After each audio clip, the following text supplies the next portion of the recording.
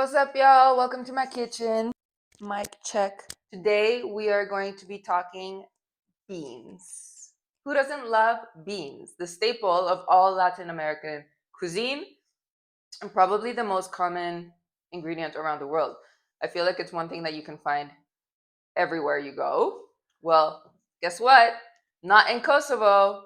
If you follow me, you know that I live in Kosovo. I've been here for 3 months. And before coming, I knew already that I was not going to have access to some of the most basic Mexican ingredients because that's just the case anywhere outside Mexico. I don't know why it's so hard to find corn tortillas. I've lived in many different places in my life, and getting my hands on corn tortillas has always been an entire operation.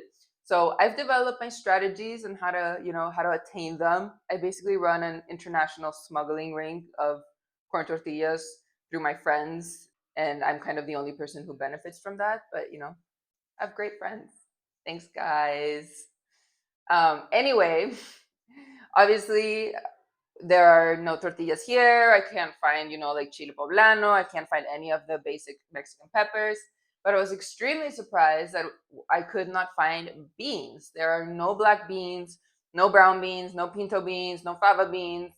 The only bean that exists in this entire region of the world are these white beans.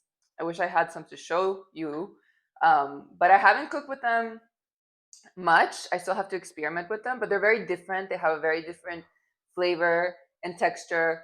So yeah, that's what we have to work with. However, we're not completely doomed because they do have beans in cans. So although it's not the same thing as cooking them from scratch, it's better than nothing. And I've had to figure out ways to elevate these to taste like my mom's delicious frijoles de la olla. So I'm going to share that recipe with you guys today. It's very simple how to make beans not taste like metal, because most things in cans taste like metal.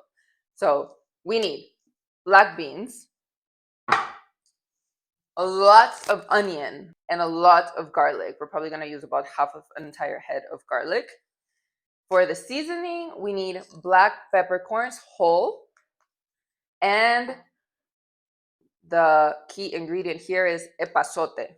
This is an herb that we use a lot in Mexico. I brought like 3 of these and I'm terrified that I'm going to run out of them.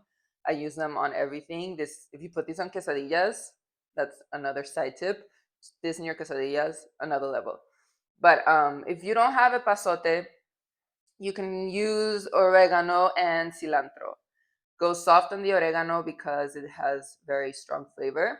But if you do live in the west of the world, in North America, where they have these huge Latin supermarkets, definitely get your hands on some epazote. It'll change your Mexican cooking game.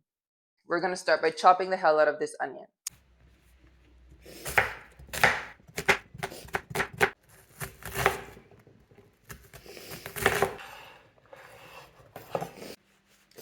Why can't there be any black beans in Kosovo? Why? Okay, I've wiped my tears. Onions are in the pot. As the onions cook, we're going to go with the garlic. So start peeling your garlic head. I'm from the school that does agree that there's never enough garlic, so this is very optional. I'm gonna just go crazy. This is how much garlic I'm using today. 1, 2, 3, 4, 6. 6 cloves. So it looked like a lot of onion, but it really reduced a lot. I mean, it's still a lot of onion, but we're gonna go in with the garlic now. 2 bay leaves, a little bit more oil. We're gonna put everything in there with the liquid, all the liquid.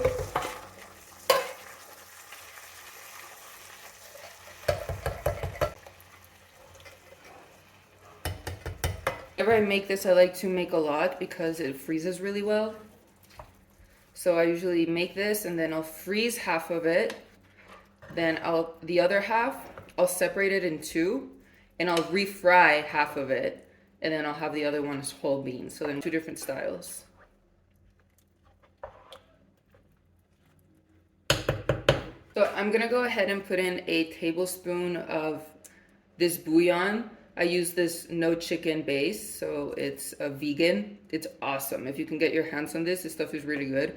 I also brought a couple of these with me to Kosovo. So I'll put 1 little teaspoon of this. I'm putting in 1 tablespoon of peppercorns. Of course, this is to taste. If you don't like the taste of pepper very much, then put a little less, hit a tablespoon. I think it does a lot for this recipe, so if you do enjoy the flavor of pepper, I would stick to 1 tablespoon. And I'm gonna go ahead and do the same for the epazote. All right, now we're gonna let these simmer for like 20 minutes, half an hour.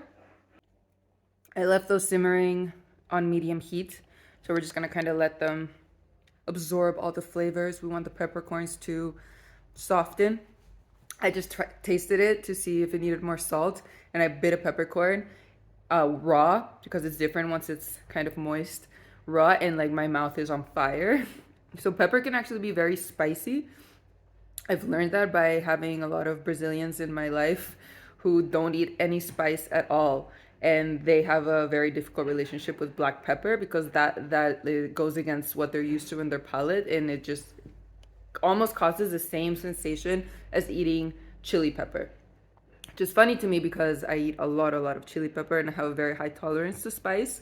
So I didn't know that. It's been about 10 minutes, 15 minutes, and I've come here to stir it because if not, then you risk the bottom of the pot kind of burning some of the beans. So you do have to stir it every 5 minutes. And I just tasted it, and I do think it needs a little bit more salt. So this is definitely based on taste because it depends how strong the stock that you use is. So I just gave it a generous pinch of salt. I think that should be enough. And I'm gonna leave it here for another 10 minutes. All right, I've turned off my beans. It's been about half an hour and they're basically done. But now I'm going to separate the amount that I want to keep in this form and leave the amount that I want to refry because I do want to make some refried beans. I like to have refried beans when I eat quesadillas or for breakfast. So let's separate that now. I'm gonna put this aside and let it cool before putting it in the fridge. Just gonna leave that. And this, we're gonna turn the pot back on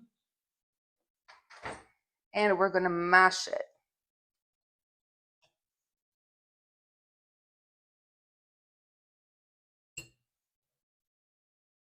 All right, my beans are officially mashed. See the consistency? And now we're basically just going to allow it to reduce. We want most of the liquid to evaporate. As it gets thicker, we're actually going to add more oil to fry the beans a bit. I use olive oil. This is probably the only time in your life you will see refried beans made with olive oil, which might not even be the best option because if you're using extra virgin olive oil, it has too strong of a flavor. So if you have other neutral oil like avocado oil, that would work even better. If you're not vegetarian and you were going to do this with pig fat, then you would really be making the authentic recipe of most Mexican abuelitas. But we're trying to keep this healthy. So I actually just found this in my pantry, organic sunflower oil. If you're gonna use vegetable oils, make sure you're buying really good stuff, cold pressed organic, because the other stuff that I will buy, see here, is my oil pantry, like this is garbage. Most of this stuff has a ton of chemicals, colorants, and we're just not trying to eat that stuff. So something like this would work perfectly. All right, so how do you know when your refried beans are ready? After you added that oil, you want it to cook in the oil, right? So it's frying the beans. So if you stir it and it starts to kind of like separate like that, that means it's ready. You know, look, your beans are properly fried. All right, beans are good to go. So you can either keep those, eat them now, freeze them, do whatever. I'm gonna eat them now. It's 1 o'clock and I haven't had any breakfast. So we're gonna make some quesadillas. I would imagine that nobody actually needs a tutorial for how to make quesadillas, but I'll just include this process in the video as well. So literally just cheese. You can put some garlic salt. You can put whatever herb you like. I put some more epazote. All right, quesadillas and homemade beans out of a can. So simple and delicious. Ready?